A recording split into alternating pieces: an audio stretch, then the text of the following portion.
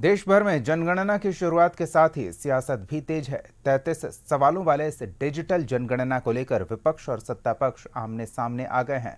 आज से शुरू हुई देश की पहली डिजिटल जनगणना में मोबाइल ऐप और ऑनलाइन पोर्टल के जरिए डेटा जुटाया जा रहा। इस पूरे मुद्दे पर राजनीति भी तेज है। विपक्ष सरकार की मंशा पर सवाल उठा रहा, जबकि सत्ता पक्ष इसे जरूरी सुधार बता रहा।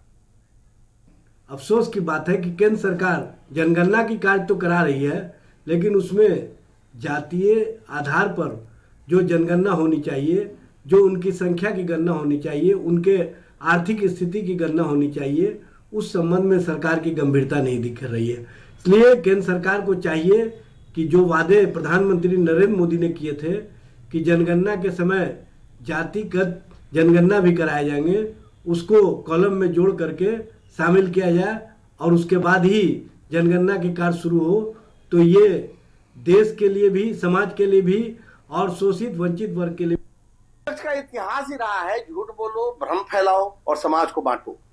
आज जब देश डिजिटल जनगणना की दिशा में ऐतिहासिक कदम उठा रहा है, तब उन्हें तकलीफ हो रही है।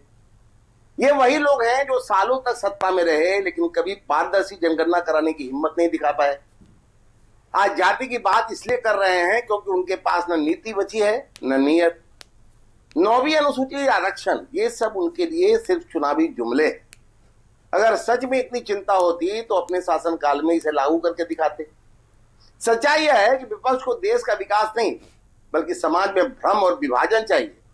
लेकिन अब देश जाग चुका है और जनता इनकी राजनीति को पूरी तरह नकार चुकी है।